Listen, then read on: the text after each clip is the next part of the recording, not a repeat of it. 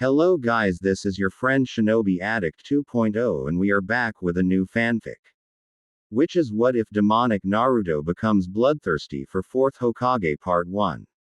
And if you enjoy this fanfic then please press the like button and subscribe to my channel for more fanfic like this. And now let's start the fanfic. Scene change. A loud roar split the night as the great nine-tailed fox watched the man its container had married left her impaled on its claw, having substituted with the red head right before the reaper could rip out his soul. Everyone who was there was immediately shocked that the blonde had broken such an ancient law with almost no thought behind his action. He smiled to himself as he watched his son accept the remainder of the fox's chakra, while the many seals he had on his own body began to change the demon chakra inside his own body to match his own. Don't worry Kushina. I'll be sure to tell Sarutobi to keep the villagers from going too far. The man said as he lifted the baby from the woman's arms, ignoring the slowly fading reaper and its shouts of broken deals. After all, he was the greatest Hokage. He didn't have anything to worry about now that he had all of the Uzumaki seals mastered.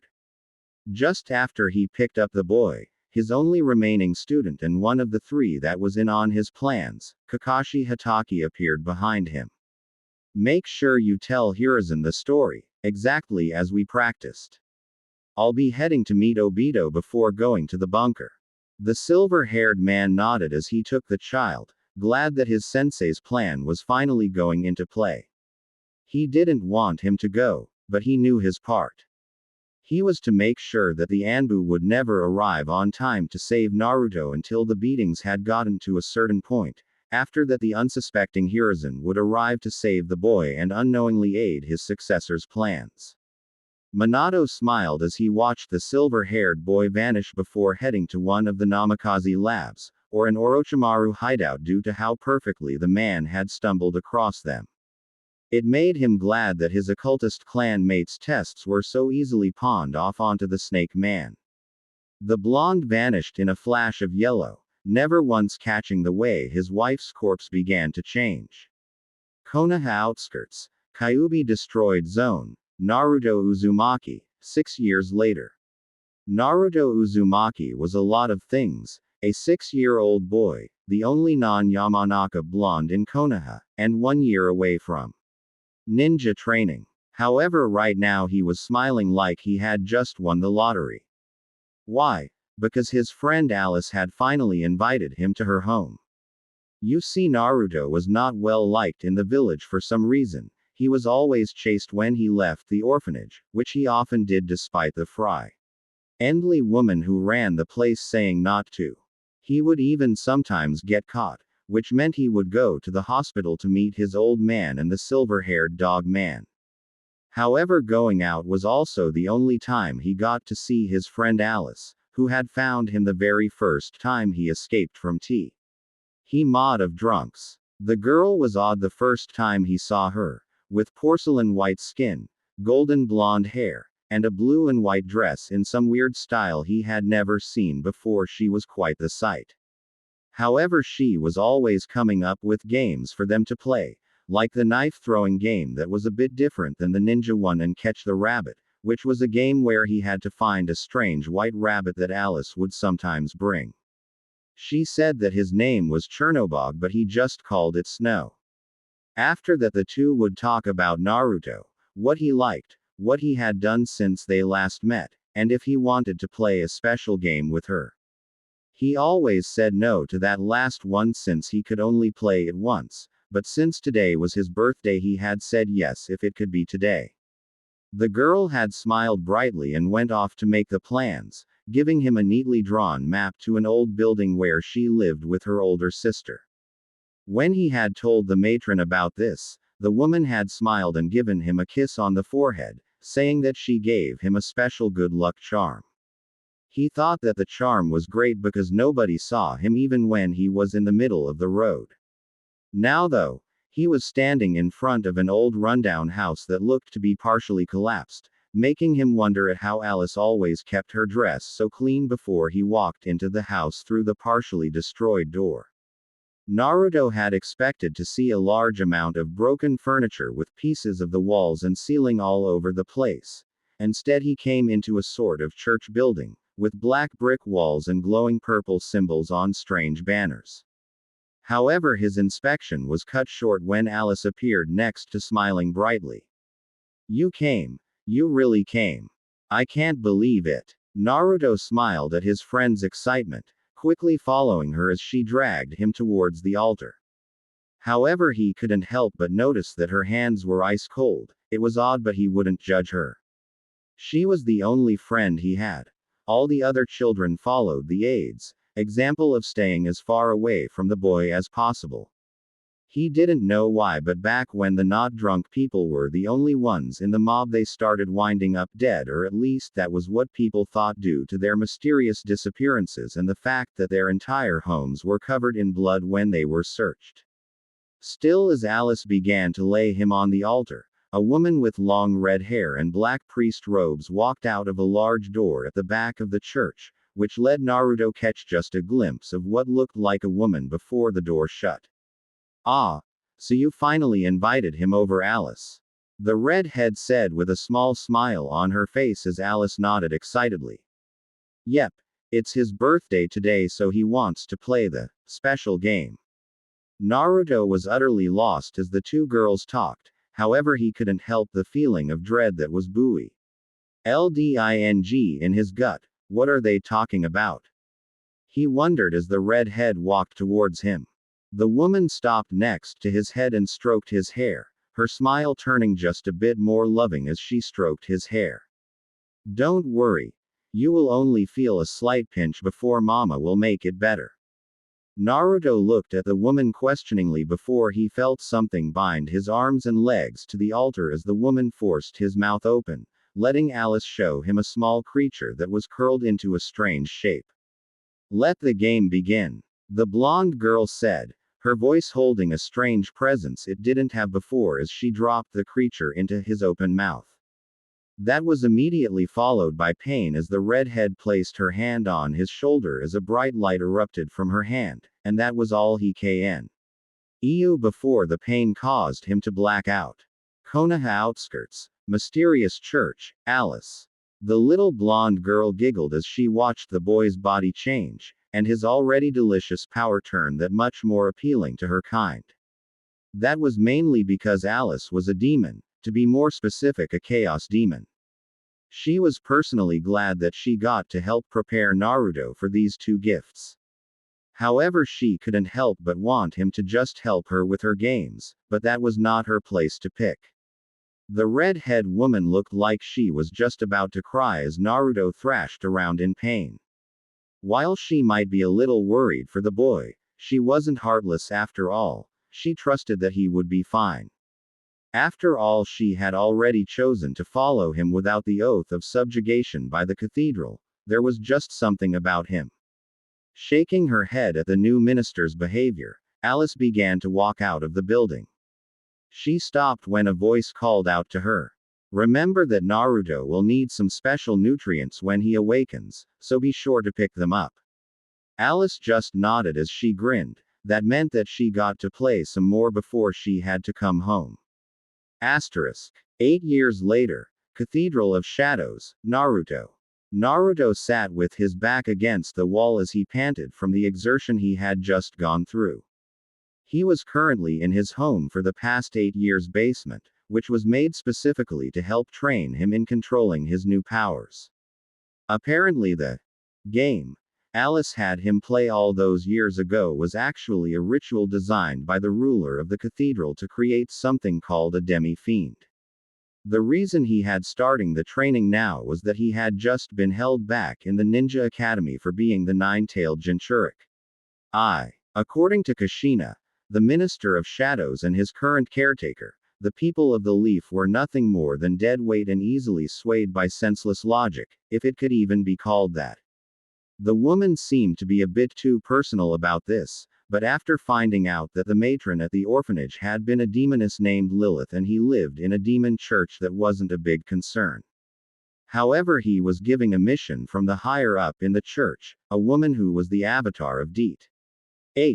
where he was supposed to stay in the Leaf Village until a certain event in the future. "Oh Naruto tilde, where are you? Tilde." His training partner sang out as she searched for him, drawing Naruto from his trip down memory lane as he realized that the voice was really close to his current position. Pressing his body farther into the shadows of the wall as he started trying to sneak away from the source of the voice, trying being the key word as his hunter came around the corner at the very moment he started. The woman who came around the corner was someone who he had been getting intimately familiar with, mainly because she had been throwing him around like a ragdoll whenever he had trained in his new powers, especially his Atma. The woman had long blood-red hair with two tufts sticking out of the top like ears while her eyes were crimson with slit pupils. Her body was covered with a crimson fur that hid every inch of her skin from view with the exception of her face, hands and feet. However, the main draw of the woman was the 9 fox-like tails that sprouted from her back, letting everyone with 2 brain cells know that this was the 9-tailed fox that had attacked Konoha all those years ago. However, to Naruto this woman was Kurama, his sadistic teacher that took great joy, almost too much in the blonde's opinion, in throwing him through walls in an effort to get his many skills under control. Knowing that he was doomed otherwise, Naruto allowed a sliver of his newfound demonic power to slip into his system towards his forearms, morphing said areas into long 5-fingered fox paws topped with sharp claws as his left eye bleed into a solid crimson. Kurama frowned at the blonde's obvious fear of one of the powers she was supposed to train before grinning as she felt his other power building for an attack. At least he isn't afraid of that particular energy. The fox thought to herself as she charged the blonde, who only had time to yelp before he was quickly and brutally overpowered. 1 hour later, Naruto's room. Naruto sat on his bed panting after his training session, with the fox's Alice crouched behind him to assist in one of his usual after training routines, finding all of the pieces of the basement wall that had been lodged in his body from the many trips he had taken into the wall. In order to wait out the pain of the process, Naruto began to look around his room. It was very sparsely furnished, featuring only a wardrobe, his bed, and a crystal ball on a black marble pedestal. The room had dark blue walls with purple carpets to match the cathedral's colors, while his bed was decorated with a dark orange quilt with a red spiral in the center. It was the room he had been living in for the past few years and he had yet to change anything about it besides his bed sheets. That might be a good thing to do later. The demi-fiend in training thought before a grunt of pain forced its way through his throat, causing the blonde to turn a flat street. Onto the smiling demon girl behind him. Said girl only giggled before licking his blood off of the stone and tossing it into a small basket beside her. "Can't you at least try to be gentle, Alice?" Naruto asked as he had his first demon remove the shards of masonry from his back after his training. Again. The blonde Lolita merely smiled at him as she grabbed the last of the shards, before she violently ripped it from her friend's back. "Why would I do that? You look so much better with a nice layer of red." "I find it appealing to say the least." The girl followed up her statement by licking his blood off of the rock in a slow, teasing manner before depositing into the basket and jumping off the bed. Naruto sighed as he stood up to follow before a squeaky voice ripped through the air. "Who said you could move? Certainly not Lady Alice." Both Naruto and Alice turned an annoyed glance towards one of their least favorite people, Chernobog. Chernobog was a white rabbit with a boy on its left ear that marked it as female. However, that was not as unusual to the duo. The more important fact about this rabbit was not that it could talk or that it wore a bow, but that it could not die.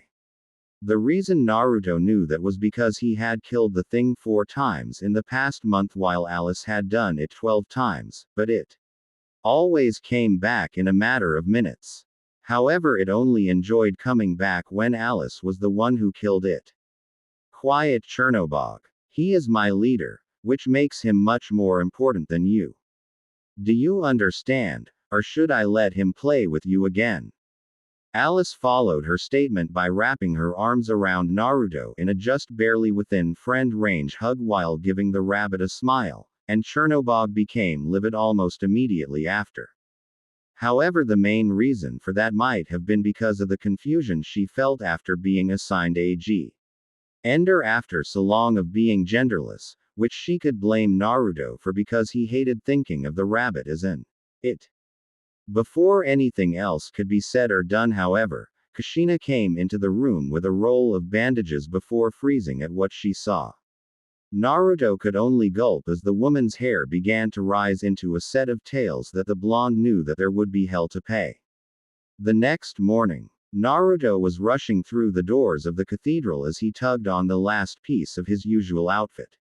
Said outfit consisted of a black hooded jacket with stylized designs that looked like demons and angels on each sleeve, while the back of the jacket was dominated by a large number of shapes that came together to make a fox, not a nine-tailed one but a regular fox. His lower body was covered by a study pair of dark gray Anbu-styled pants while his feet were covered by a pair of study work shoes. It was supposedly a special form of clothing worn by a powerful man a long time ago, but that was only according Kurama. To him it was just cool looking and comfy. Anyway, Naruto smiled as he navigated the narrow back streets of Konoha in his casual clothes with a small smile on his face as he made his way through the alleyways that lay between the cathedral and the Konoha Shinobi Academy. He was heading there for the second day of a short, get to know your class event. It was something that happened every year on the week before the academy starts, but normally he was excluded from the other wannabe ninja. However, this time it was different, mainly because yesterday he had met a girl who had actually wanted to hang out with him before heading home. Now though, he was going to meet her again at the gates before heading to the Ichiraku ramen bar for something to eat. However, when he emerged from the alley, he came across something that immediately turned his good mood sour. His new friend, a girl that went by the name of Tenten, was in a rather heated argument with a bear of man. And from what he could tell, it was about him. Typical. Why do I have to stop hanging out with him? He's a nice guy. Why can't you see that? Tenten yelled at the man, who was obviously more than a little angry that this was happening before he spotted the object of the current argument, and growled. Fine then, I'll give you a choice. You can keep being friends with that boy. The man looked like he was forcing himself not to say something else, but I don't want to see hide nor hair of you at the shop again. The man stared Naruto down at this, really hammering it home for the blonde that he was the cause of this.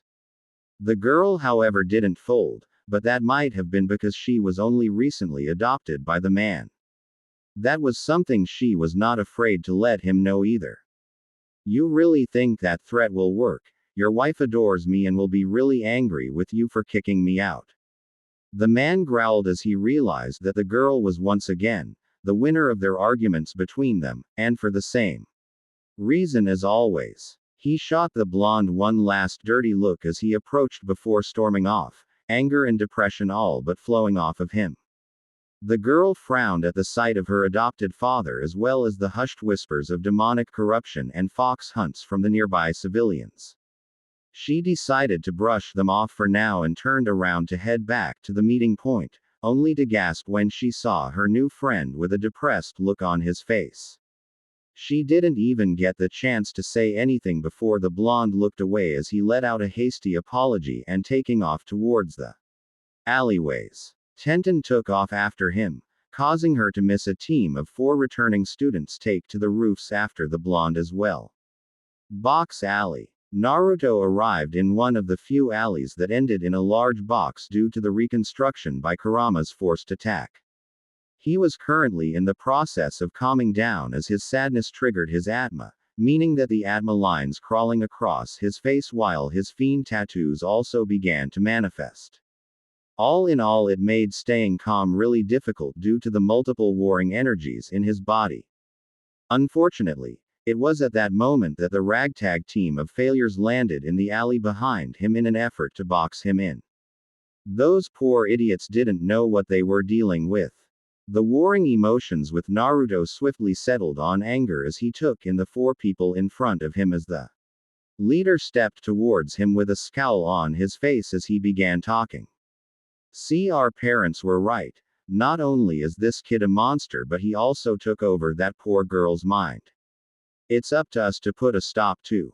The boy didn't get to finish before a fist was driven into his throat, followed by his nose being forced to meet the blonde's knee and finally finishing the boy by grabbing him by the throat and slamming him into the ground. The poor kid's three friends could only stare in shock and fear as the blonde turned his gaze towards them. You showed up at the worst possible time.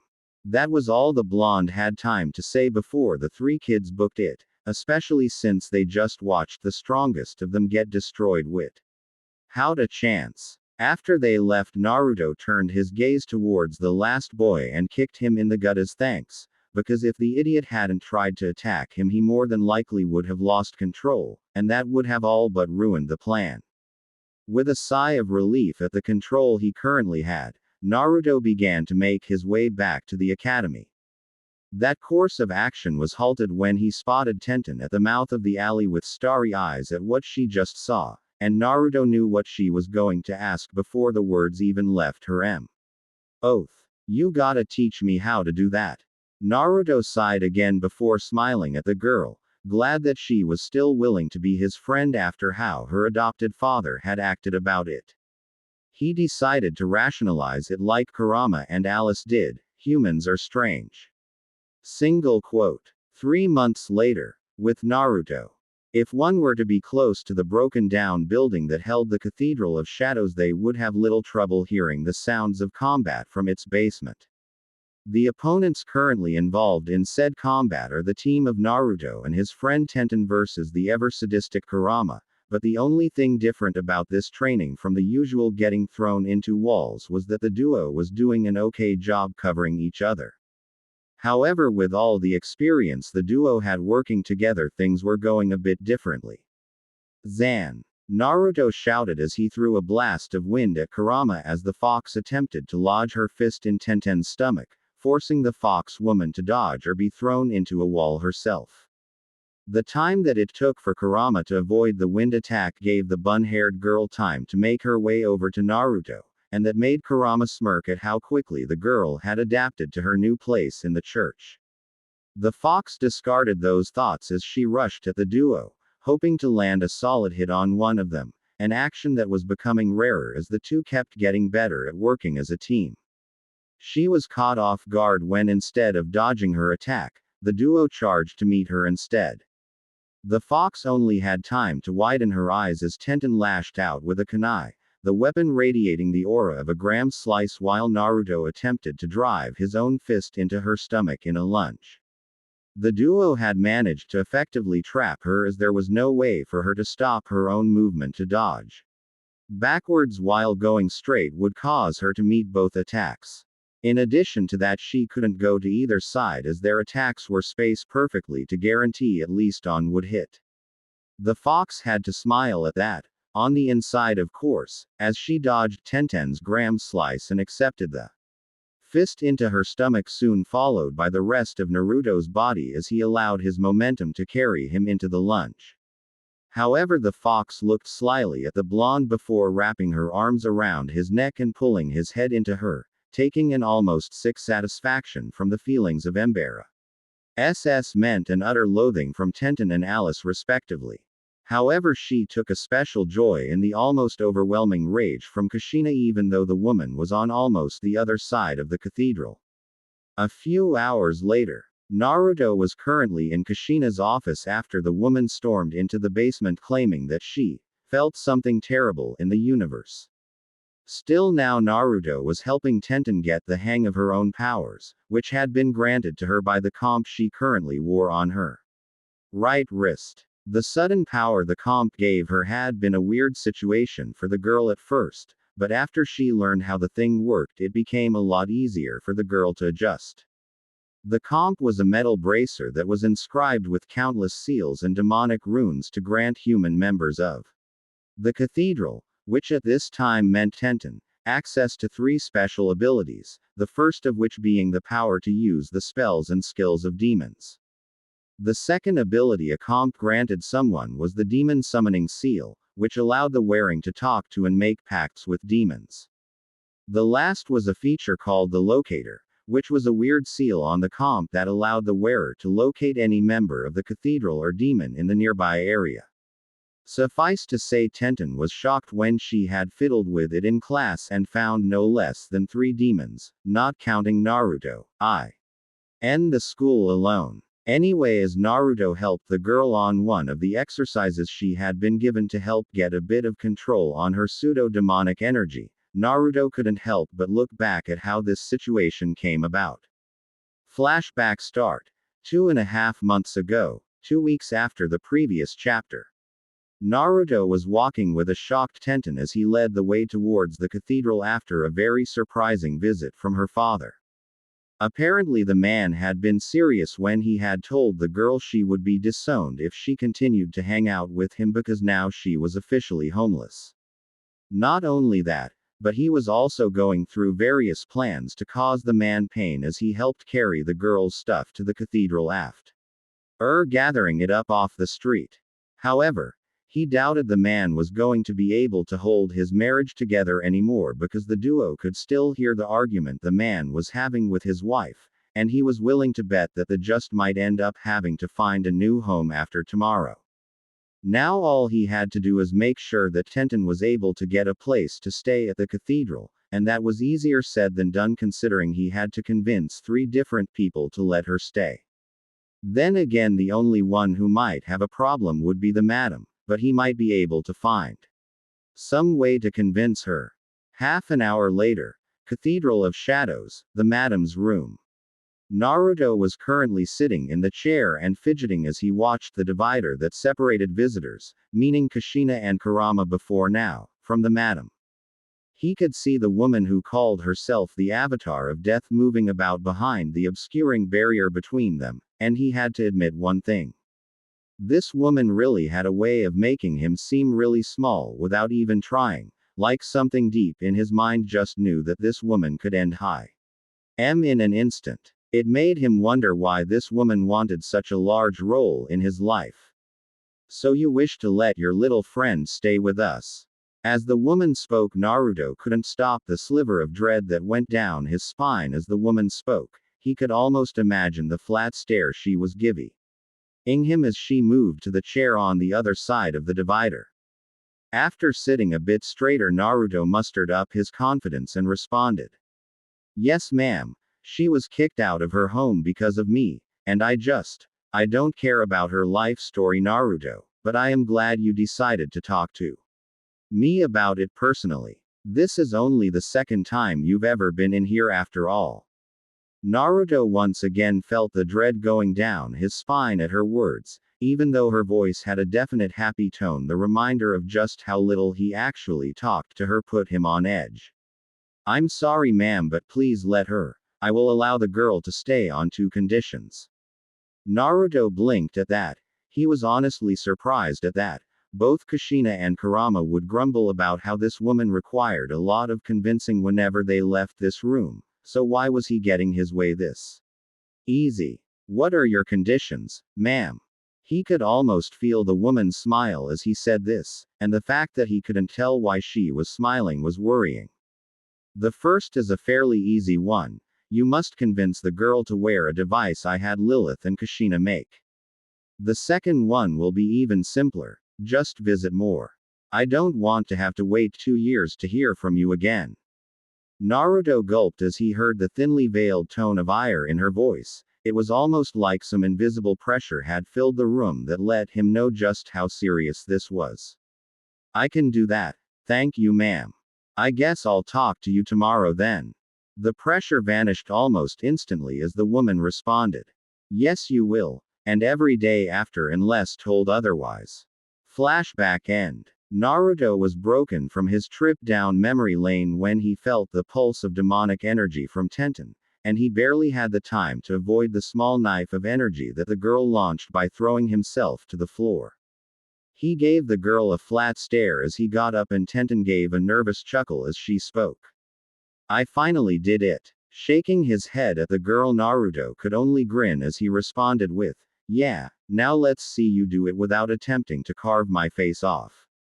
The girl gave a pout at his words but got right back to work on molding the demonic energy into a suitable form. Neither of the two human residents of the cathedral had heard the sounds of Kushina forcibly restraining Alice as the demonic little girl tried to get into the room in order to maim the bun-haired girl for nearly hurting her blonde master. The next morning, Konoha Ninja Academy. Naruto and Tenten were currently sitting in their seats at the academy during the break and working out their plans for that night. The reason for their sudden bout of plotting was because of something they overheard from Kushina just before they had gone to sleep last night. The red-haired woman had been muttering about the Uchiha clan, an event that would happen tonight, and a woman named Makoto. That combined with how much the duo felt owed the woman for becoming their legal guardian meant that the duo had hoped that by going to the Uchiha district later they would be able to find Makoto and bring her to the cathedral. If nothing else, the Minister of Shadows would be able to have a friend to talk to other than Kurama and Alice, and since the fox woman seemed to hate her and the demon girl barely tolerated anyone but Naruto, this would without a doubt lift the woman's spirit. However, as was becoming tradition for their school days, the duo was approached by a group of other students who came to save Tenten from Naruto's demonic control, something that the duo often laughed about at the cathedral due to how ironic that statement actually was. Yet the worst part about this little interruption was the leader of the group, a brown-haired boy that went by Ken, who had seemed to have made it his mission in life to hassle the duo ever since the academy started. "Well, if it isn't the village punk and his no-good girlfriend, what are you talking about, huh? Knowing you, it's something that will cause the village trouble." Ken's voice was grating as all hell, and if you add on the fact that his mother was Kazashi Haruno's little sister and you have one annoying kid that probably shouldn't be a ninja. However, in a relatively welcome addition to the routine that had started, a girl by the name of Beth stood up from her spot across the aisle from the two members of the demon church. Beth was a girl with long, straight, light brown hair that fell neatly down to the middle of her back with the bangs held out of her face by a white cloth with blue designs on it. Her outfit consisted of a dark blue, long-sleeved dress that was cut off just below her hips and her legs were covered by an off-white pair of pants. Attached to stomach and elbows of the dress were sections of gray leather armor, while her right shoulder had a guard made of lightweight chakra metal, which matched the metal skirt and boots she wore. Finishing of her outfit was a white shoulder cape that had the same blue markings as her headband, only the cape seemed to have seals of some kind built into it, as the girl often changed to color to something more suited to a forest when the class did hide-and-seek exercises. She also has a sword on her hip that is held in a dark blue sheath with a white cloth wrapped around the handle. The girl gave Ken a stern look, which caused the boy to flinch, before she started on one of her now well-known verbal beating. "You all should be ashamed of yourself. Only people who don't respect themselves resort to bullying others. In fact, you should think about how you may be forced to work with some of these people your bullying may be forced to save your life in the future. What will you do if someone holds a grudge on you and leaves you to die? I hope you take this to heart this time, but knowing you can, you're going to do this again tomorrow." Naruto watched as more members of the group took on a frightened look as they gazed at the two. Beth seemed to have really driven home her point this time, as almost the entire group seemed to be rethinking the lies that may or may not have been fed to them by their parents. It was this reason that Beth was one of the only people the duo counted as friends. The other four who were a part of that circle were three boys, Yoshio, Woro, and Rock Lee, and another girl that went by Kaga. All in all, the 7 students were a very tight-knit group, but there was conflict among them as well that was mostly present in Yoshio and Woro. In fact, whenever the two were near each other and started to give opinions, it almost always devolved into a fight. However, both boys respected Naruto enough to follow his lead when they chose teams for group practice. After his followers had gone back to their seats, Ken turned towards the two with a sneer and opened his mouth to speak, but fortunately was cut off by the two Chunin sensei coming into the room to start the lesson. This made the boy grit his teeth before heading to his seat, not wanting to get detention for disrupting the lessons. This left the duo with plenty of time to finish up their planning before the academy let out for the day. Later that day, end of the academy. Finally over. I thought it'd never end. Naruto said as he led the group of 7 out of the building they had been stuck in. Naruto gave a quick glance to the clock sitting on the gates to the academy and was happy that there was still time left before the PLA. He and Tenten had come up with needed to start, giving him some free time to spend with his friends. Speaking of friends, Naruto heard the telltale voice of Rock Lee, causing the blonde to look back at him as he shouted, "Indeed, Naruto, no matter how important this knowledge will be to our shinobi career, there must be another way to teach us than countless minutes of lectures." Rock Lee was a fair-skinned black-haired boy that wore said hair in a long braid and normally wore a Chinese-styled martial arts outfit. The boy had been the first to join the group after Tenten, having heard about the blonde convincing his guardian to take her into their home, and as such had stated that he was a man worthy of his friendship for being so generous. In response to Lee's statement, Woro gave a hearty laugh before responding with, "You got that right, fuzzy brows. I really wish they start train us in ninjutsu though." Woro was a slightly pale boy with short dark brown hair that he spiked up in the front while he wore a long dark gray camouflage trench coat over a white t-shirt and black pants with his feet covered by sturdy black boots, and he also wore a pair of tinted glasses. Wario's joining of the circle had been more eventful, as when he first met Naruto he was being beaten up by a group of kids that had claimed that he owed them mon.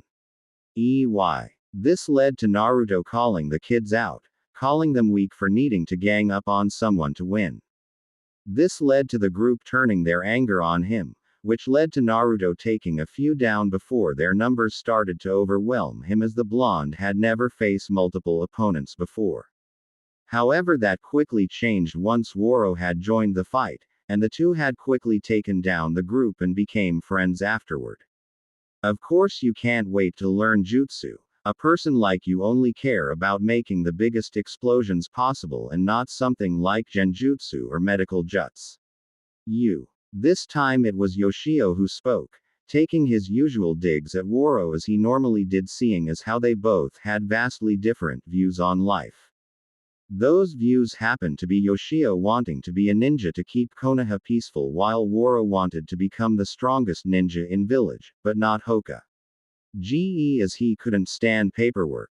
Yoshio was a boy with slightly tanned skin, shoulder length, wavy light brown hair, and he normally wore a closed red jacket and dark blue pants with the standard shinobi sandals, which were also red.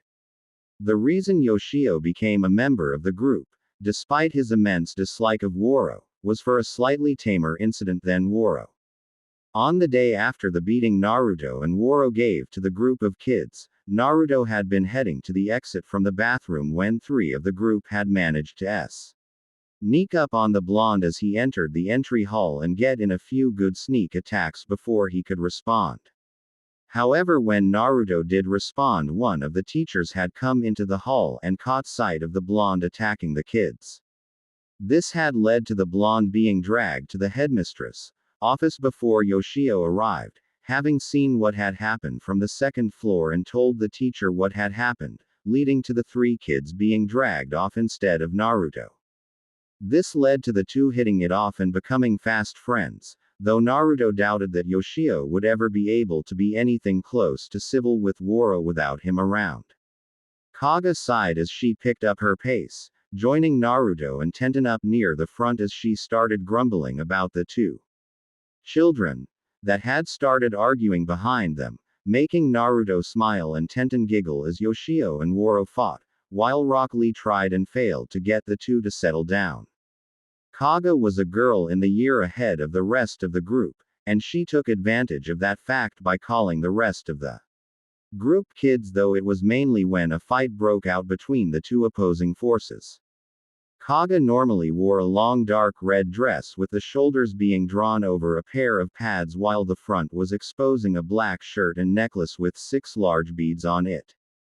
Kaga had joined up with the group rather suddenly a week after Yoshio did, having heard about Naruto triumphs over the other children and had told the blonde that he was strong enough to be her subordinate. That was ignored as Naruto declined instantly.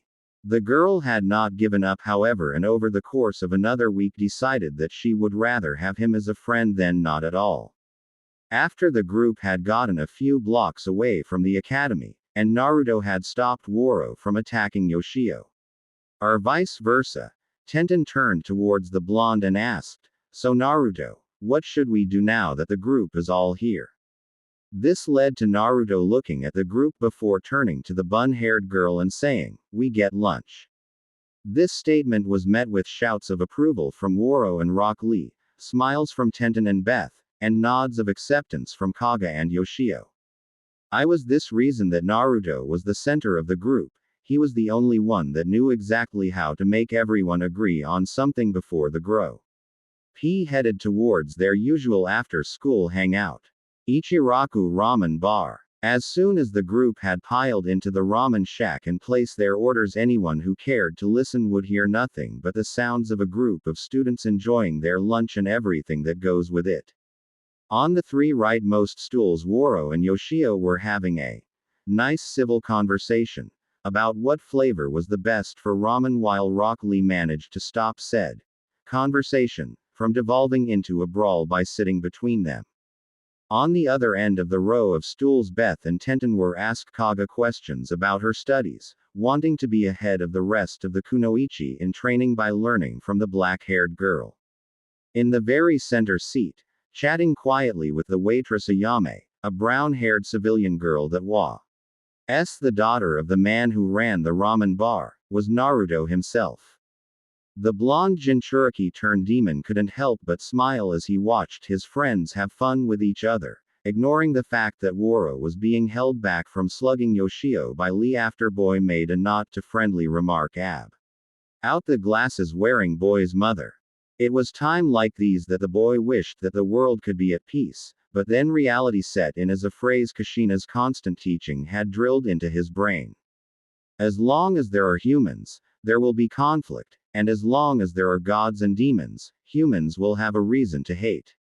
Expertly brushing that thought aside, Naruto reached over and smacked Yoshio on the back of the head before he could rile Woro up and more, giving both a firm glance as their fighting almost damaged the counter they were eating on. The two shared a glance before nodding and giving the noodle their full attention, and just like that Naruto was greeted to the sight of high circle of friend actual peaceful. He gave it 5 minutes before it went back to normal before he ordered another bowl. Just in Community Forum. More. Naruto. Demonic Savior by Ron Steele. Megami Tensei and Naruto's overrated. English. Supernatural and Adventure. Naruto U. Words. 27k plus. Faves. 322. Follows. 341. Published. March 10, 2014. Updated. September 25, 2016. 60 Chapter 4. Prologue for the first battle. It's time for another chapter, and this time there will be action involving the Uchiha clan. It's time to get serious. Enjoy the new chapter. Disclaimer. I do not own Naruto or the Mega 10 franchise. If I did, both would more than likely suck, but Kishimoto seems to be done with his yeah. Human, disguised demon talking. Human, disguised demon thinking. Jutsu, spells, Atma brand. Tailed beast, demon, Atma avatar talking. Tailed beast, demon, Atma avatar thinking. Scene change. Evening twilight. Cathedral of Shadows. Naruto and Tenten. Are you sure this is a good idea? Tenten asked as she leaned against the door of Naruto's room while the owner of the room was preparing to sneak out of the Cathedral of Shadows. Of course the blonde only gave her a questioning look as he stopped sealing kunai into his right hand, giving the bun-aired girl time to continue her questioning. Think about it. If you go there, then wouldn't Kushina just get worried? I mean, she has been depressed since we came back. If she were to find out you vanished, she would more than likely come right after me since Alice and Chernobog are going with you. Naruto nodded at the bun-haired girl's point. She would get in a lot of trouble if the woman found out he was gone. Still, after sealing the last two kunai, the blonde walked over to the girl and grabbed her shoulder as he stared into her eyes. Don't worry, I'll be going there, getting this Makoto woman, and coming right back. What's the worst that could happen? As soon as he finished that question, Naruto walked right out the door of his room, Alice already being in his mental compendium for easy summoning. He never noticed that Tenten was starting to freak out slightly as she imagined exactly what could, and more than likely would, go wrong. This was Naruto she was thinking about after all. Konoha outskirts, area outside of the Uchiha compound, nightfall. Naruto had been intending for his trip to be just a quick in and out, visit the clan head's house, grab Makoto, go home and have a nice snack. That plan had gone out the window when his mind was hit with a wave of fresh life force, something that only happened when he had slain one of his training demons. The fact that he was nowhere near a dead creature meant that so many people were dying in such a short amount of time that it was sending their remaining life force out in a giant tsunami-like pulse that only demons or those with comps would be able to pick up. His was proven right when the voice of a certain white rabbit resounded through his mind. We are going to have company soon. Naruto didn't waste time responding to Chernobog's statement, as that would leave him with less time to escape the inevitable surge of feral demons, and he could hear some of the fast demons rushing towards him as he started to climb the walls of the compound. Naruto yelped as he felt something snap at the air just behind his leg as he pulled himself over the wall and fell onto the ground on the inside of the compound, landing on something soft as he did. Allowing himself a moment to calm down, Naruto looked around to get an idea on what happened and immediately wished he hadn't.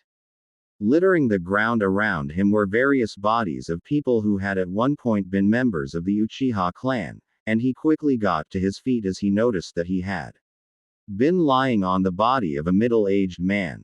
Naruto swallowed as he felt his throat run dry at the sight of a feast of powerful meat before he beat down his Atma avatar's impulses, not wanting to give in to the desire to gorge himself on the helpless corpses. Shed your human skin, Naruto. Some of the demons are getting up the wall. Naruto was thankful when Alice's voice cut through the fog that was clouding his mind as Atma lines had begun spreading across his skin, and he sent the blonde demon girl an affirmative as he pulled his Magatama's powers to the surface. Naruto felt himself slump to his knees as his jacket dissolved into his skin, leaving his upper body bare as a series of complex glowing black tattoos spread across his being, along with a horn that grew out of the nape of his neck. The blonde was vaguely aware of his pants being torn just above his knees as he pushed himself back to his feet, the only thing remaining of his former appearance being his shoes, pants and hair as his eyes were now a piercing yellow color to show the demonic power racing through his body. Looks like it's getting easy to change. I guess Kurama was right about it getting easier the more I do it. As Naruto said this, he rolled his shoulders, working out the slight stiffness as he noted the underlying demonic tone to his voice. We've got company. Chernobog's shout was the only warning he got before three creatures flopped over the wall and began attempting to stand, and Naruto couldn't help the smirk that crossed his face as he saw what his first real battle was going to be against. The three creatures were very similar to humans at first glance. However, due to his enhanced eyesight, Naruto was able to see the differences clearly. The creatures were each had a very dark green skin color, sporting torn but pointed ears and skinny limbs topped with 5 clawed digits each and disgusting yellow eyes. Along with the physical traits, the creatures also smelled like fresh death and decay, along with an hint of old blood that just sealed the deal as to what they were. The three demons were ghouls, demons of the ghost race that normally haunted graveyards and cemeteries. In other words, These things are no threat at all.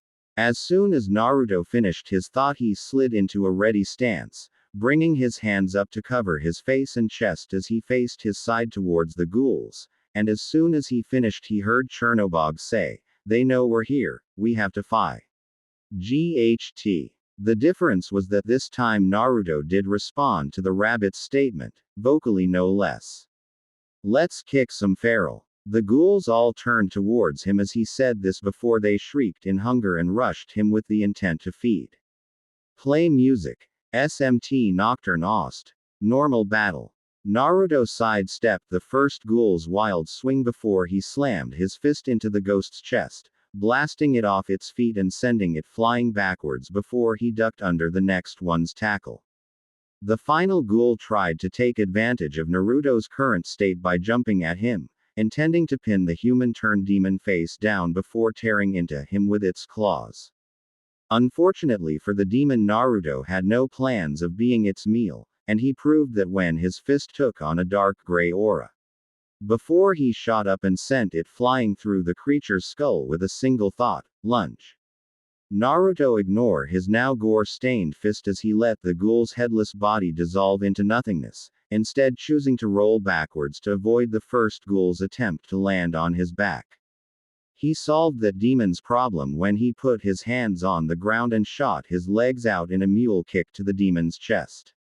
He smiled as he heard the crunch of the ghost's chest caving in from the force of the blow before he flipped to his feet and lashed out a fist to catch the only surviving Ol in the throat. He then followed that hit up with another to the face, then the chest, then a final uppercut to the jaw that all but turned the demon's jawbone to dust. He watched the demon stagger backwards as he gathered mana into his right hand to form a small cyclone in his palm, which was Un sent flying through the ghoul's chest as Naruto whispered the name of the spell, Zan. Naruto stood there with his hand extended as he watched the creature shamble towards him before falling forward, dissolving into nothing before it even hit the ground.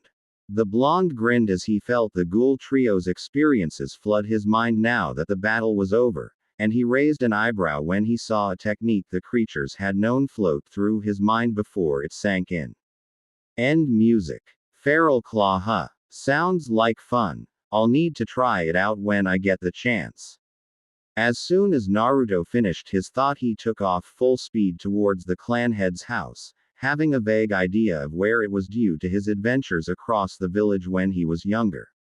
In fact, he was surprised to see the building so close after he exited into the main road of the compound, along with the surprising amount of bodies littered all over. He shook of the sights of the massacre and took off towards his target building, having just barely noticed a shadow jumping down from the building's roof and into the backyard, leading to his going straight through the house and tripping the security seals to alert the Hokage, just in case he bit of more than he could chew. He couldn't be stupid about this. He did want to live after all. Makoto Uchiha, clan head's home, living room.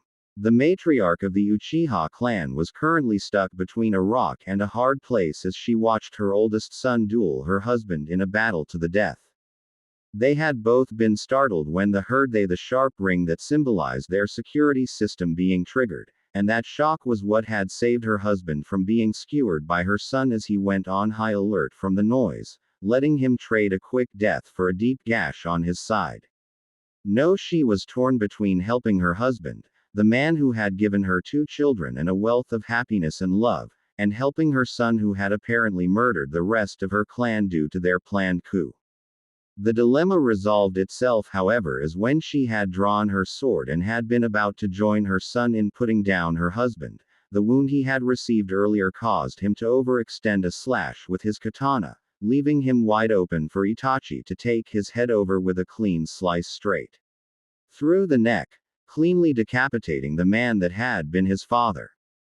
Makoto saw her son shed a tear for his father, allowing her to see that he didn't have his Sharingan active as he turned on her, his chest covered in blood as he had caught the body over her husband to lay him gently on the ground.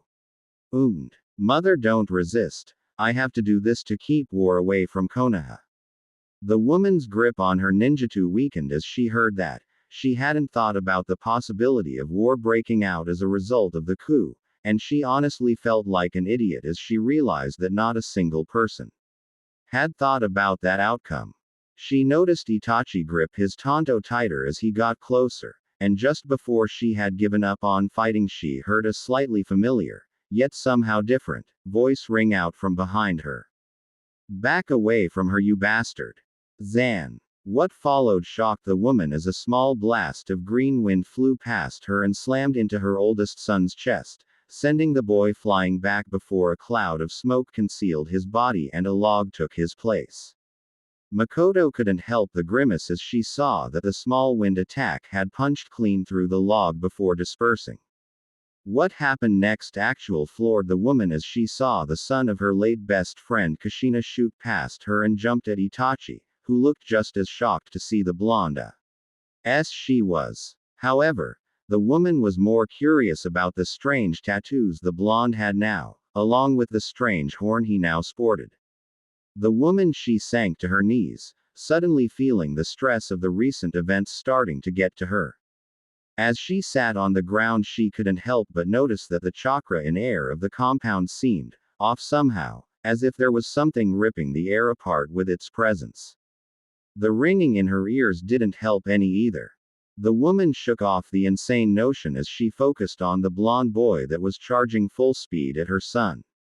Naruto. Naruto growled as he jumped into the air and pulled his fist back, intending to take full advantage of the mysterious assassin's surprise at his presence to drive a full-powered, momentum-driven lunge right through his skull.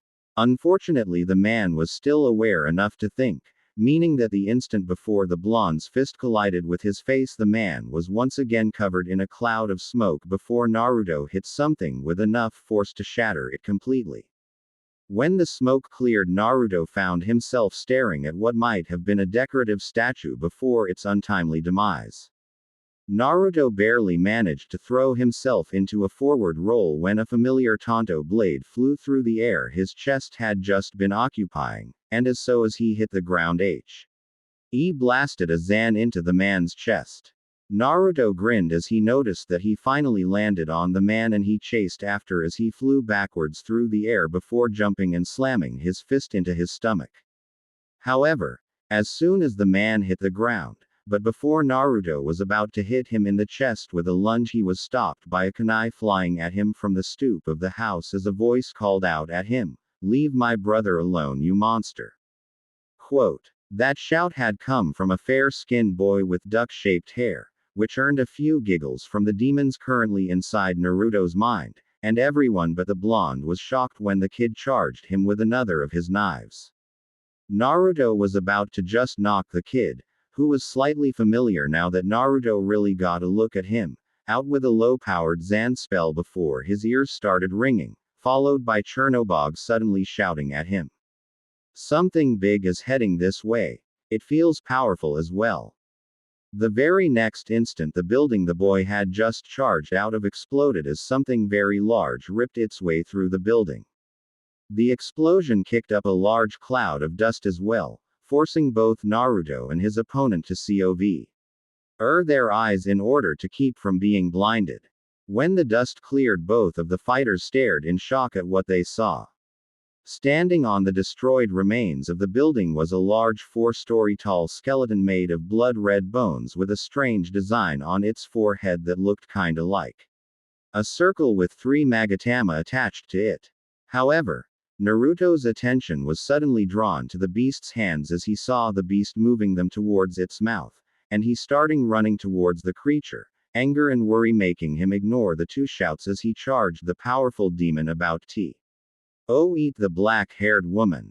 Almost immediately after Naruto started moving, he caught sight of his previous target rushing past him, his free hand running through seals as his Tonto glowed with a film of chakra. This time Naruto actually caught what the man said as he all but roared, "Let go of my mother." The creature stopped its attempt to eat the Uchiha matriarch as it heard the man's voice, and as soon as it laid eyes on the man, it roared and chucked Makoto away before a massive, distorted voice shouted, "Itachi, You die for your betrayal. Naruto had caught that little bit of information as he rushed over to the limp body of Makoto, and he was relieved to see that she was still alive despite being nearly crushed and then being thrown and bouncing against the ground like a rag doll. He still knew that he needed to get Makoto out of here and back to the cathedral, but his demonic instincts were all but screaming at him to kill the feral that had harmed his prize. Deciding to feed his darker impulses, Naruto quickly summoned Alice to let the demon girl take care of Makoto on her way home, knowing that the little blonde chaos demon would take care of any feral demons on her way back, as she all but squealed at the chance to play as much as she wanted. As soon as Alice had left his sight, Naruto rushed towards the now named Itachi to see if he could tip the odds in his favor. After all, this demon seemed to have a person grudge against him, and judging from how Chernobog was screaming bloody murder for him to run, he was going to need all the help he could get. Naruto was impressed with how well the man was handling himself against the giant skeleton demon. He had managed to remove the bone on 3 of its fingers while he was distracted with Makoto with zero knowledge on demon slaying. Still, the blonde could tell that the man was having trouble avoiding the demon's attacks. It's lucky for him that I'm here then, Naruto thought as he fired a Zan spell at the monster's hand as it descended on the black-haired man. Itachi spared a second to glance back at the blonde before refocusing on the massive monster he was fighting with. He knew that he was completely ignoring his orders, but he was facing a much bigger threat to the village than his clan's attempted coup. He was just glad that Naruto seemed to be on his side now. He really didn't want to have to fight this monster and the strangely tattooed blonde at the same time. Going through a short string of hand signs, the Uchiha sucking some air before expelling a fireball with a shout of, "Fire style! Grand Fireball Jutsu!"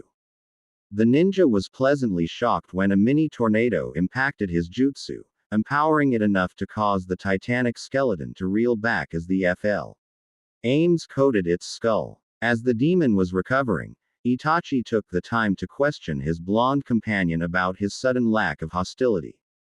"Why are you helping me all of a sudden? We were fighting not even 10 minutes ago." Quote. Itachi didn't take his eyes off the skeleton as he waited for the blonde's answer, which filled the Uchiha's head with questions when he heard it. "I'm not going to let this demon any closer to my home, plus I really want to test my powers against something that's not impossible to win against.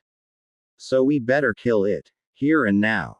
Naruto didn't bother to wait for Itachi's response as he shot forward, his fist encased in the gray energy of his lunge skill before slamming it into the creature's already weakened shin bones, shattering them and forcing the creature to fall to its knee as its their leg was destroyed. Naruto was saved from the creature's surprise attack when Itachi appeared near him and moved them out of the way of a wild smash that cratered the ground they had just been standing on.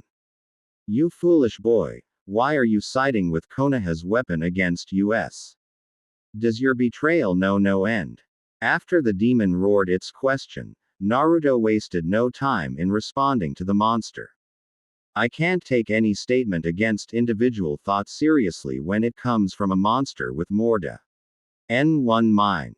Pitiful." Naruto smirked as the monster began trying to refute his claim, but in the end the monster could only roar in pain as it gripped its skull as its minds began warring with each other. It gave the duo the perfect opportunity to get in a few attacks, which they did as both Naruto and Itachi rushed forward and shattered the rest of the creature's legs below the hip.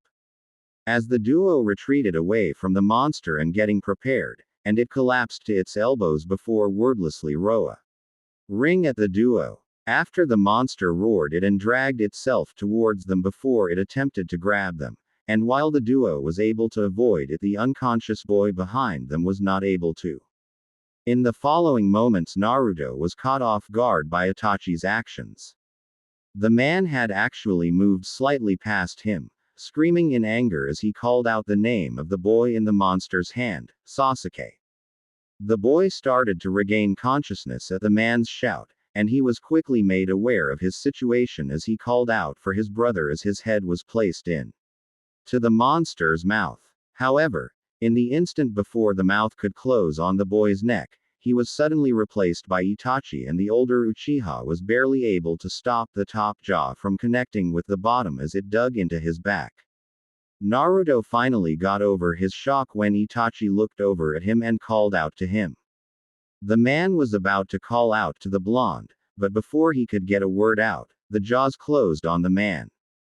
Naruto could only watch as Itachi Uchiha was bitten in half by the Odokuro, and the blonde didn't wait to attack as the creature began laughing. "We have won, Itachi. Your loyalty to Konoha was impotent against our wrath.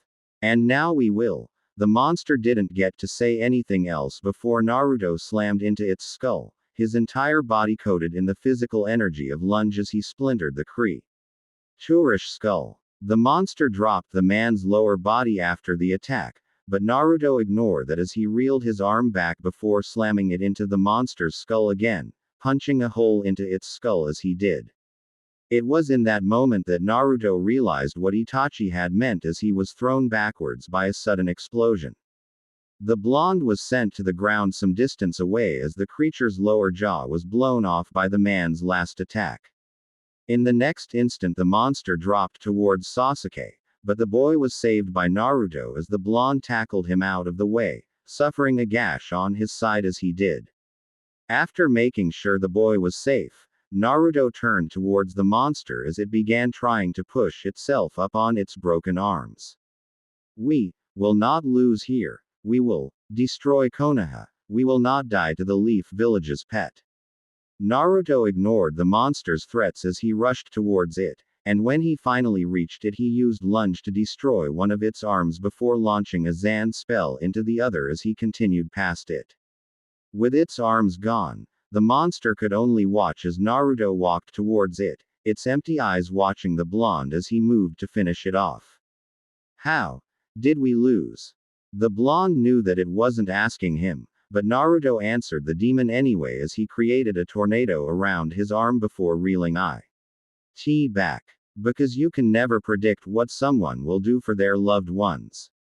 Naruto would swear for the rest of his days that he saw a glimmer of light in the demon's eye sockets before slamming his fist against its skull, which sent the tornado forward to tear the nearly destroyed demon's skull to shreds. As Naruto stood in front of the giant ribcage with his arm outstretched, he spotted something on the ground where the center of the creature's head had once been.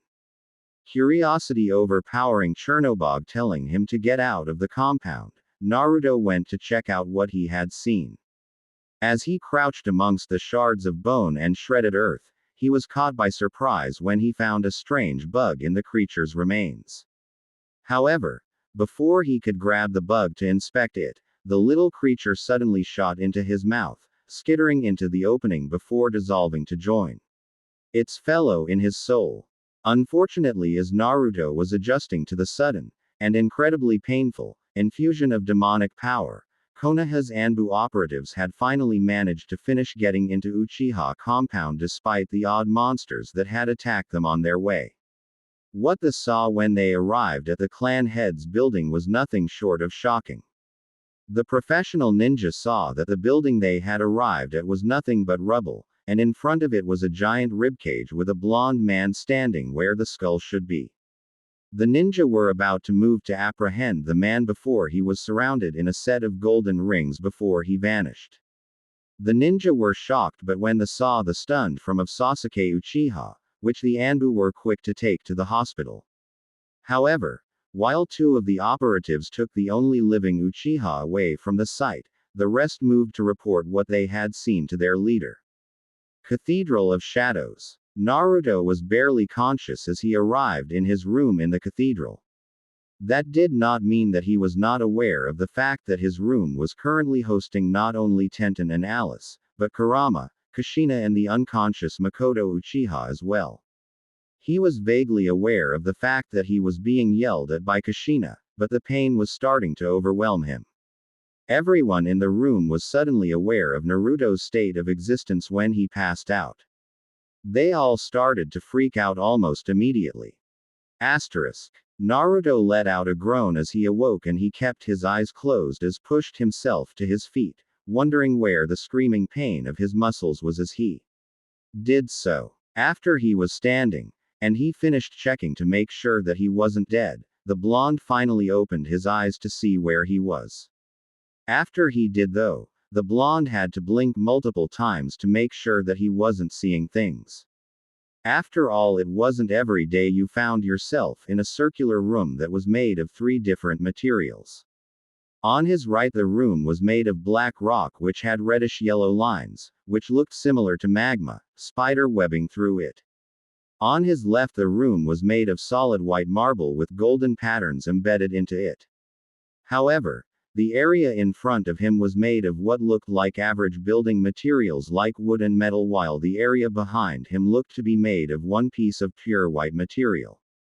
The only noticeable point of entry into the room was above him, as there was a hole in the ceiling where all 4 sections of the room meet.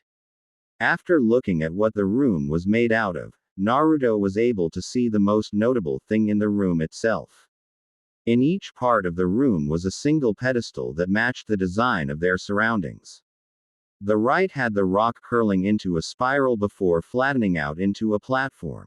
The left had fancy marble columns that led into an intricately made golden shelf, while the front area had ordinary-looking wooden platforms with strong metal supports holding them up, and the back just sported short flat spires in the material. It was only after he had noticed the pedestals that he noticed the last strange thing about the room. That thing was that out of all 4 pedestals, only 2 of them actually had anything on them. On the pedestal almost directly ahead of him was a glass dome, and at that dome was what looked to be a mannequin of him, which was decorated with his usual demi-fiend tattoos. Below the glass on a small plaque made of metal were the words, "Neutral Fiend." Below the words were a set of 4 indents, though only one was filled with a small red spiral, which seemed like it was the Uzumaki Magatama he had been given when he first became the demi-fiend. The second pedestal was in the right section of the room, but it had what looked to be a crystal flame instead of a dome covering a mannequin of him. However, that was the only similarity it shared with the other occupied pedestal. The mannequin on this pedestal was decorated with what looked to be a black skeleton, with each part of the tattoo matching the bone it was over, going from the ribs to the arms and lower jaw. The only part that was not mapped out was the hands, which instead sported a pair of skulls on them. The plaque below this model read, "Chaos Fiend." Below it was a matching set of 4 indents, though the first slot was instead filled with a skull missing its lower jaw. This must have been the Magatama he just got, the undead Magatama, as the case may be. Before the blonde could do anything else, something suddenly fell into the room from the hole in the ceiling, and since he hadn't moved, Naruto was knocked unconscious by what felt like a rabbit-shaped block of concrete. A few days later, Naruto was suddenly aware of his consciousness returning when he heard the ending of a statement by Kurama, and he was just a bit lost at what was being said. "And that's why I eat bananas like that, Alice. Now allow me to." Oh, he's waking up. In the next moment, Naruto found that he was pulled into Alice's familiar embrace before he finally opened his eyes, and to his credit he was only slightly weirded out that Kurama and Chernobog were sitting at a tea table which was somehow stuck against his ceiling, which Alice had just dropped from. Looking at the other occupants of his room, Naruto was quick to ask what he had missed, and while it only took 5 minutes for Alice to explain what had happened while he had been unconscious, which could be shortened to, "I watched you sleep." The blonde expertly brushed that off though, mostly because Alice didn't need to sleep and spent the time watching him instead. However, he knew that the demon girl would tell him if something important and prepared to relax before the voice of Kurama ruined it. "Hey kiddo, before you get too comfy you're gonna need to go see Kushina and the madam about your little field trip." The blonde gulped at that, already having an idea of what was going to happen when he got there, but he still stood up and drew his demonic companions into his mind before making his Way to the madam's room to take his lumps. Madam's room. Naruto was shocked that he wasn't the only one in the madam's room. Well, he had been expecting to find Kushina, but that was about it. But the shock was because all of his friends were in the room. Before he could ask any questions on the matter, a familiarly firm voice orders him to sit, and given who had done the ordering, the blonde was in his seat in no time. As Naruto sat, he suddenly realized why his friends didn't comment on seeing him. The atmosphere in the room was strangling. Now that the group is all together, this meeting can finally start. Gulping, as he usually does when he enters this room, Naruto was once again the person to take charge of the situation by asking the mistress the question on everyone's mind. Madam, why are my friends here exactly? Naruto's voice was apparently all that was needed to give Woro the courage to open his mouth. Yeah, we only came to check on Naruto. Why did you? Woro did not get to finish before he was forced into silence by the madam's power filling the air. Shut up, human. I did not give you permission to talk. After about a minute or so of everyone, except Kushina, choking on air due to the inhuman power, the madam led up before answering Naruto's question.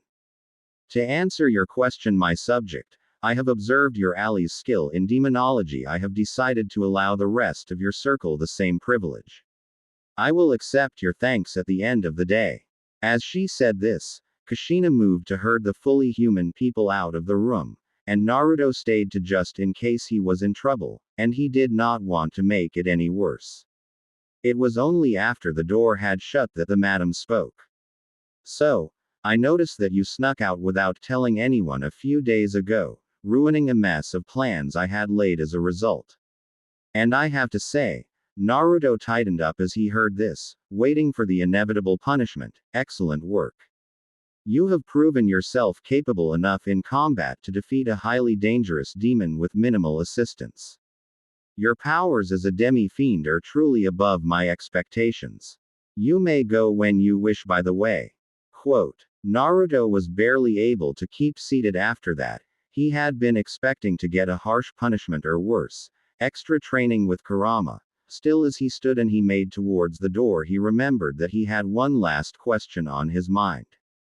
Thank you, madam, but I have to ask, where is Makoto Uchiha? The madam chuckled at the question before answering. She is in training to become a minister of shadows. However, you will have to learn how to use that new magatama you found. Kurama will be sure to train you just as efficiently as she did with your other. That was all Naruto needed to hear to completely destroy his good mood.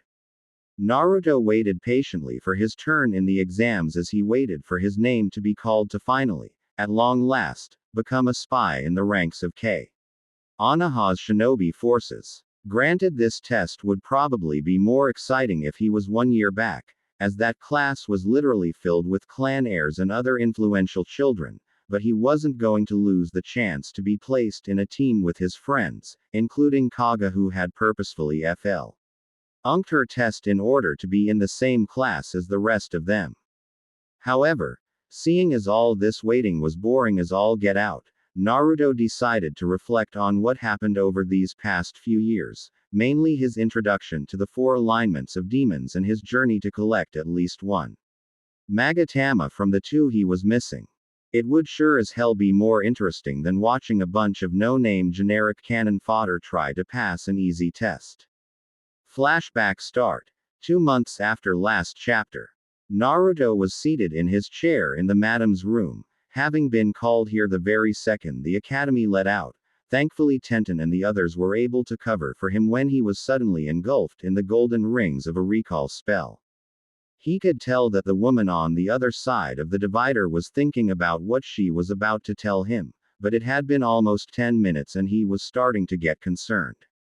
In fact, he was about to risk talking when the woman finally spoke to him. My fiend, tell me what you know about the forces that govern a demon's alignment. The woman's voice held the same presence that it always did, but for he thought he could detect something else in the woman's tone. Was she worried about something?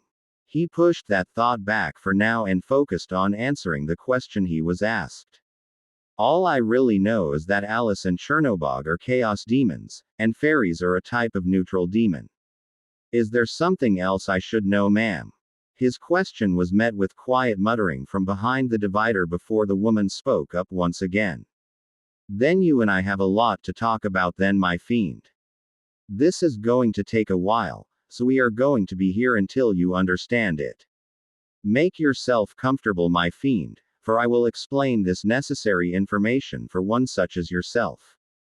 Naruto was surprised at this statement. The madam was almost always a woman who spoke in short but important statements. This was the first time he had ever heard her speak this much in one burst. This really must be important, though he hoped it wasn't bad news as he thought the Atma information was. I will start the explanation with the alignment of law.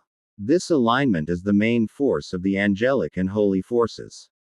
As I know it, the forces of law all desire to bring about their goal of a golden kingdom of eternity and peace. However, those who oppose it call this kingdom they desire the kingdom of stillness due to how they wish to achieve it.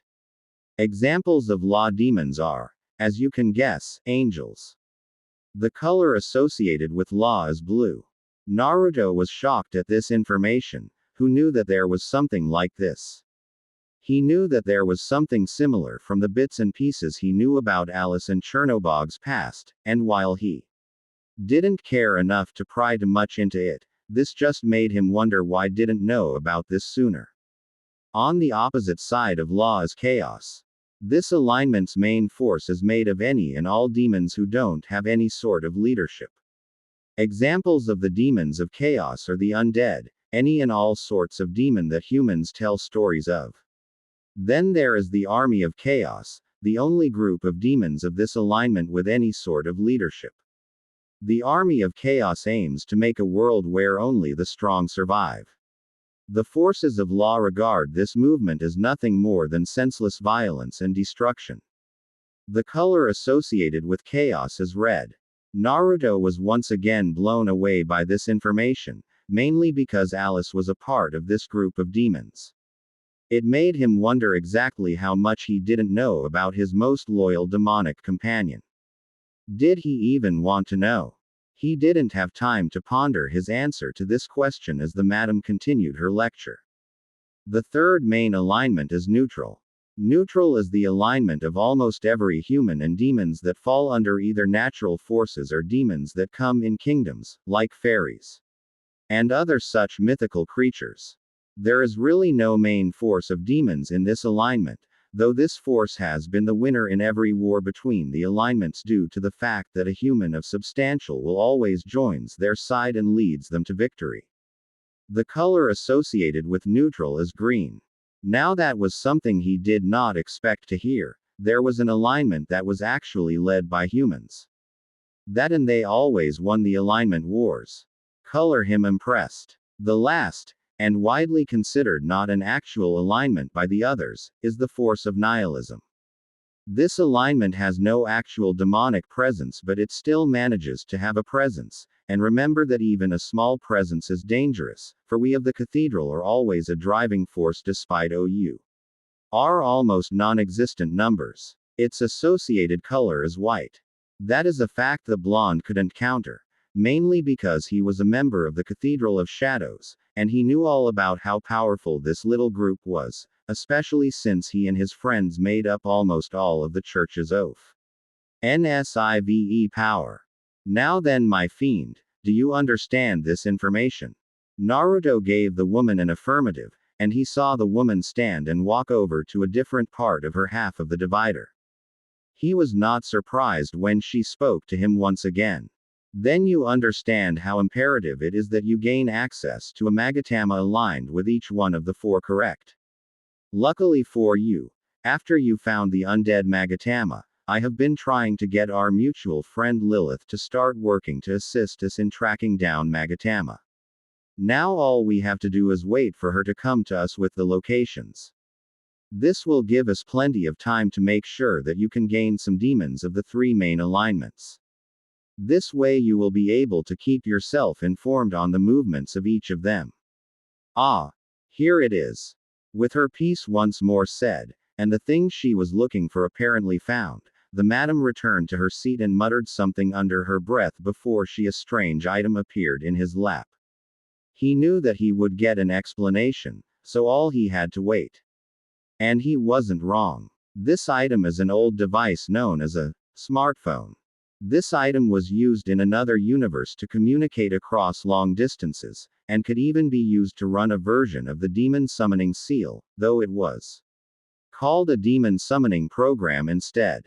This will allow you to talk with any member of the cathedral, along with myself, at any distance. It also comes equipped with an application called a GPS, which allows you to know exactly where you are anywhere in the world.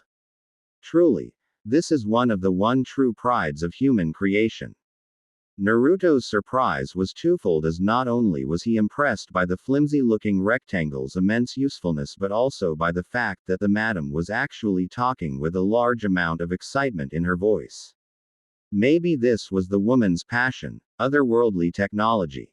Though to be fair, he did enjoy the way the back of the phone was decorated with an angel, a demon, and a human, all drawn in incredible detail.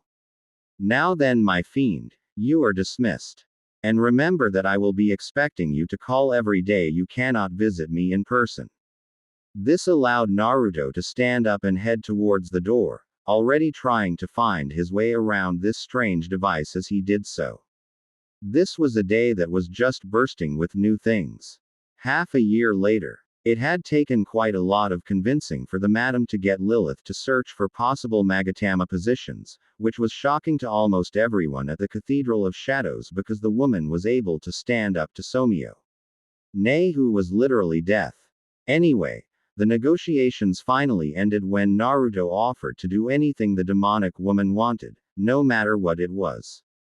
It was at this point that the atmosphere in the room went from incredibly tense and slightly murderous to incredibly pleasant, at least as far as Naruto noticed, because he was suddenly dragged out of the room by the demoness as she promised to get to work after she got what she wanted. The less said about the noises that echoed from the madam's room after that, the better. Getting back on track, Naruto was navigating his way to the location of a supposed law-type Magatama with his usual partners of Alice and Chernobog in his mental compendium, though they were joined by Lilith's favor, a Lilim, one of the demon's many children. Or so they say. The demoness that appeared was remarkably human-looking, with tanned skin that was a few shades under his own. The next thing that stood out among her more human features was her hair, which fell to her shoulders, with her slightly pointed ears just barely peeking through the chocolate-colored locks. Her eyes were also the same yellow color that his took when he let his fiend energy take over, and seemed to almost always be giving bedroom eyes without even trying. He also noticed that she wore a thin white vest that was just barely able to cover her, and it seemed to stick to said feature like magic, which might actually be true now that he thought about it. He also noticed that she was wearing the shortest of shorts that were also white. Moving on, he was able to see that she had nice wings and a tail that were a pinkish color. Anyway, getting that out of the way, Naruto still hated referring to demons by their race, a holdover from his compassionate human heart, Alice had said, so he had named the girl Maya. This had gotten him a much more than friendly hug from the demoness, and had started a lifelong rivalry between her and Alice that he was never quite able to stop. Anyway, that lead Naruto to his current location, possibly lost in the ocean of trees around the Leaf Village, wondering if he was even going the right way as he tried to ignore the voices in his head spitting insults at each other. Don't worry, master. Mother wouldn't send you on a wild rabbit chase, unlike certain others I could think of. He could almost imagine the false smile on the demoness face as she glanced over at the pale blonde. Then he could almost swear he heard something snap as Alice responded to this not subtle at all jab. She probably broke Chernobog's neck or something. Don't worry, Naruto. The pale-skinned demoness seemed to draw out his name, like she was taunting her opponent, with the knowledge that she wasn't bound under the cathedral's protective charms, which forced all but the most powerful demons to refer to their summoners as master. I can feeling something powerful in the direction you're heading, and I'll be sure to let you know if that changes. Quote, undead bitch. And then all sense of false positive emotions was destroyed. Night slut. Naruto decided that now would be a good time to tune this conversation out and focus on dodging that giant arrow of light.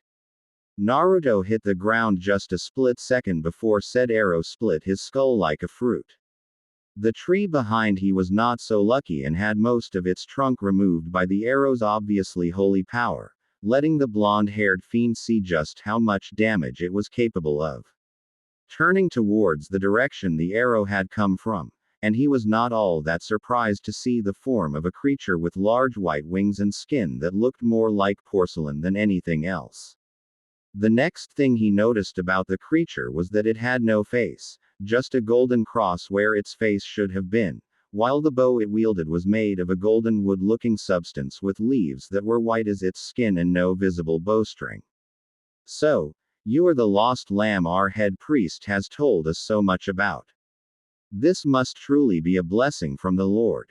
The creature's voice was a strange mix of sounds, almost like it was a recording of various sounds making the noises required for the words rather than an actual voice.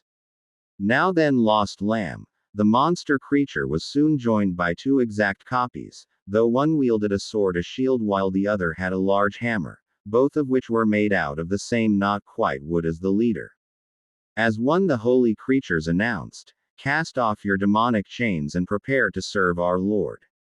Naruto gave the monster a look like they were absolutely insane as he allowed his human disguise to give way to his demi-fiend power while simultaneously summoning Alice and Maya from his head, both of whom immediately put their argument aside and focused on the foolish creatures that dared to target their beloved friend, Master. The sight of the female demons beside them seemed to infuriate the angels as well, and in less than a second, each of the angels had been taken by one of them, with Naruto having taken the divine that shot at him.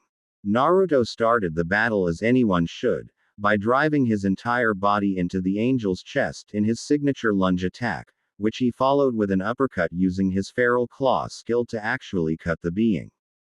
The angel, shocked at the suddenness of the attacks, had no choice but to take both strikes before it was sent backwards by a hard kick to its chest. By the time the angelic being stopped itself, Naruto was able to swap to his Chaos Fiend tattoos and launch a bolt of pure poison at it, the Poisma SK. Ill granted by the undead Magatama, which hit the law-aligned demon square in the chest. This had the effect of making the demon take a knee as it felt the poison start coursing through its body. The angel had started to raise, suddenly aware that it had underestimated the blonde's level of demonic corruption. Before it could do anything to try and turn the battle around, however, Naruto slashed the angel across the chest with a knife hand as a slight yellow glow surrounded it. This was his static claw skill, which was followed by a finishing move that was little more than a roundhouse kick ACR. Os the skull. Naruto took a few short hops away from the angel as he wiggled his fingers, and he smiled as he was quickly getting used to how he should act while using this alignment in battle. Whittle the enemy down with negative effects before delivering a powerful attack to knock them down. As the angel was trying, though it was more like failing, to get back to its feet, Naruto wondered how it was that something so weak had gotten a Magatama. It didn't make sense to him. Putting those thoughts to the side for now, the half-demon switched back to his main alignment and decided to just end this battle here. As the demi-fiend was advancing towards it, the angel's mind was racing with thoughts. It had been told that this blonde would be weak, unsure of how to use its power and easily defeated and brought before the high priest. It felt the item it had been given pulse as if it knew something that had not been told to the angel. As it felt this pulse, it suddenly thought something that was borderline heretical. What if it was sent here to die, to feed this weird hybrid creature?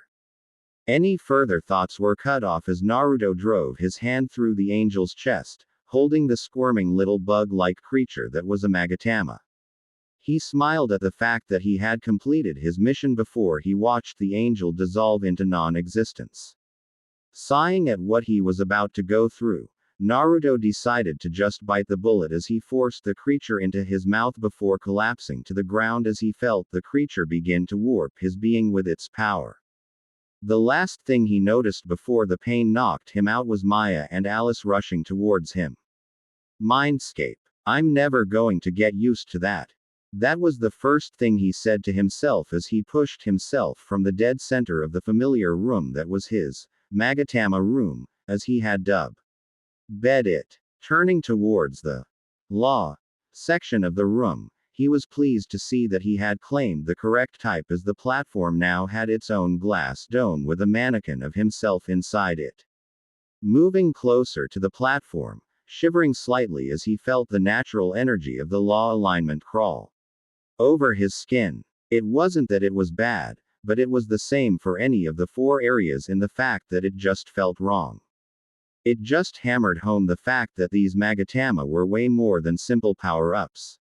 Shaking off this train of thought, Naruto examined the mannequin that showed how he would look when he used its power. The first thing he noticed was the arms, as instead of bones or rectangles like the other 2, this one had feathers flowing down toward the hands, which had palms that were marked WITH what looked like simple halos on them. Moving towards the chest and back, he noticed that it was much simpler than the others, being that it only had more feathers floating on his pecs and upper back, but that was it. Heck, the only thing that was on his face was a simple set on angelic runes in between his whiskers.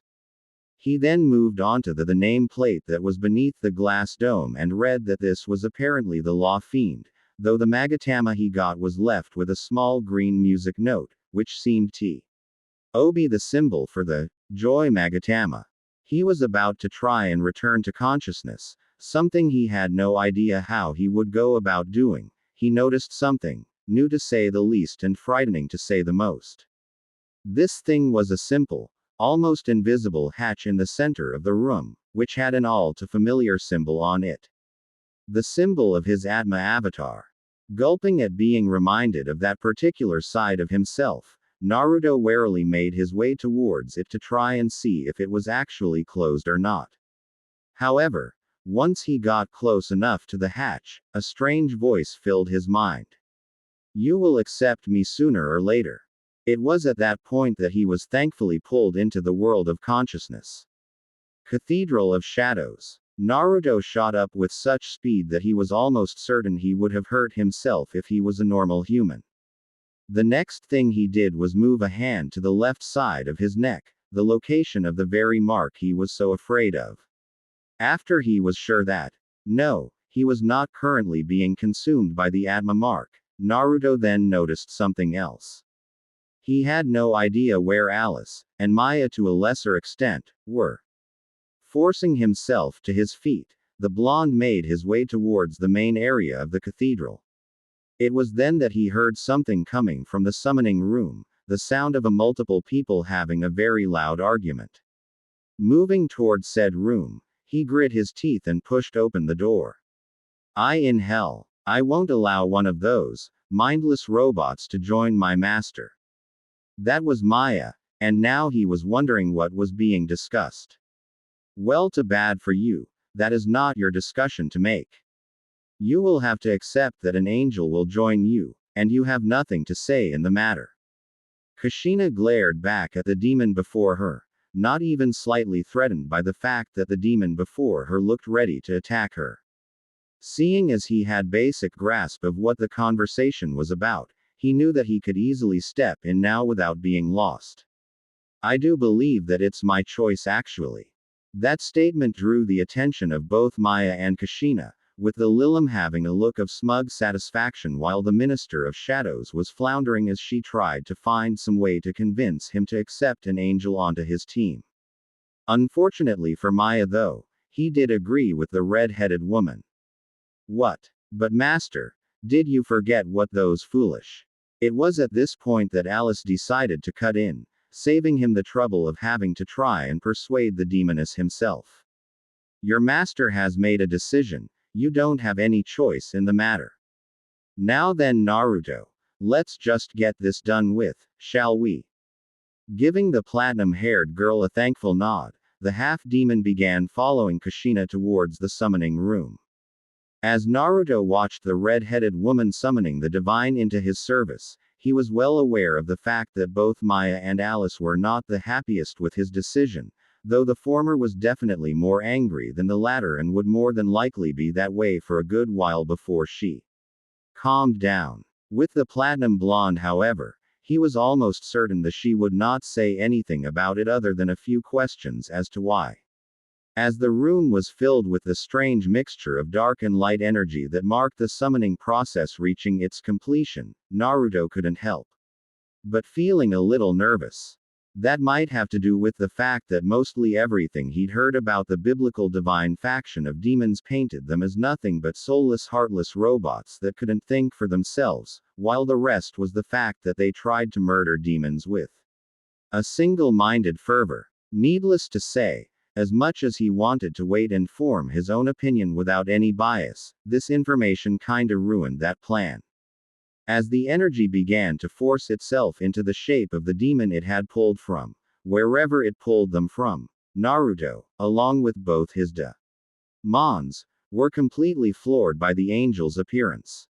Sticking with the safer, yeah, let's go with that bits first, Naruto noticed that the demon was a fair-skinned woman with slightly wavy blonde hair that hung to her shoulders, with a bit of her bangs covering one of her eyes, which were covered by a black band with a white eye marking on it and a pair of white wings emerging from her back. The clothing, if you could call what she was wearing clothing, was interesting to say the least. This was because the clothing was just a set of black belts around her neck, her chest, her waist, and covering her nether area, with all of them connected by another belt that went from the neck belt to the lowest one.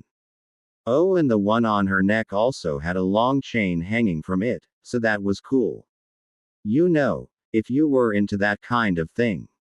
The angel looked around the room for a short while before focusing on him and bowing.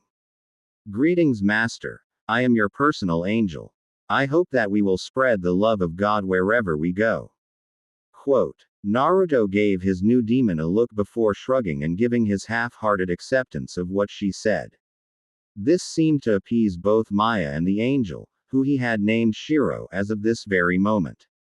Shiro smiled as she received her name from her master, eager to please both him and her god, while Maya smiled because she was certain that her master was just playing the angel for a fool to please the red-headed cathedral member. Alice, meanwhile, was just glad that her friend was apparently a master at either accepting people's opinions, that or he was an expert at ignoring them. Both were acceptable. Flashback, fast forward, about a week ago. This story was not nearly as long or complicated as the other, and the Cathedral of Shadows was still looking into how it happened, but here it is anyway. See, Naruto was walking back to the cathedral alone, seeing as his friends all had something else they were doing. Tenten was going to visit her mother, who had divorced the man from a while ago. Lee was at one of the academy training grounds with Woro and Yoshio as the three of them were practicing their sparring. This was a thinly veiled excuse for the two who violently disagreed with each other to beat the shit out of each other. Kaga and Beth had stuck with him for a bit before they split up in the shopping area, and that was last he saw of them before he entered the destroyed area of the Leaf Village. However, instead of the quiet and uneventful trip he had been expecting, he suddenly found himself noticing a strange bright blue tent that had been set up in front of one of the destroyed buildings, and he almost thought the tent was fused to the building before shaking off that thought. It was more than likely just his eyes playing tricks on him. Deciding that he had a few minutes to spare, the blonde-haired half-demon made his way into the tent, noticing that the material it was made of was rather fluffy and pleasant to the touch.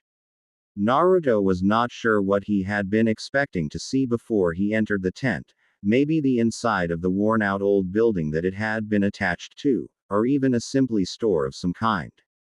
What he had not been expecting, and what he had found, was for whoever had owned the tent to have seen Coated the inside of the building in the same material and somehow set it up like a fancy lounge, complete with a woman wearing a dark purple dress with similar colored hair that had two white stripes that made it look like she had horns. Behind the woman was a piano, and at that piano was a man in a dark purple suit with a blindfold wrapped around his eyes as he played a few test notes on the grand instrument. I bid you welcome, valued guest, but I'm afraid that our establishment is not open for business as of yet. Naruto tore his eyes away from the strange duo as the man began playing a strange song, with the woman beginning to sing along in a fittingly haunting way. However, that was all mostly background noise as the fiend found himself staring at one of the most entrancing people he has ever seen, and he's met Lilith, so that's saying something. The woman who had addressed him looked to be about as old as Kushina. He's just going to say that she's in her mid-20s to keep himself safe, with waist-length pale blonde hair that was held back by a blue headband that matched the color of the walls and floor of the room. The woman also had almost unnaturally pale skin and golden eyes. Moving on to the woman's outfit, he noticed that she was wearing a rather nice-looking black dress that fell almost all the way to the floor, though it had two long slits that went all the way up to her hips, though he could see that she was wearing a pair of equally blue stockings that stopped just below her hips. Oh my! Such an intense stare. Am I truly that grand of a sight, dearest guest? Naruto sputtered at being caught by this woman, and he was really starting to hate puberty at this moment. As he began spitting out apologies and excuses as fast as he could. He was also very glad that Alice, Maya and Shiro did not accompany him to school. Relax, dear guest, I do not mind. Seeing the woman's calming smile, and the fact that the duo near the piano had stopped what they were doing to glaze slightly at his antics, caused Naruto to calm down as he focused on the woman's face as the music and singing started up again. However, since you were able to find us so early, how about a free trial of our services? His interest now piqued. Naruto decided to take the woman up on her offer, and in no time at all was led to a small black table that had its surface dominated by a large design of a butterfly.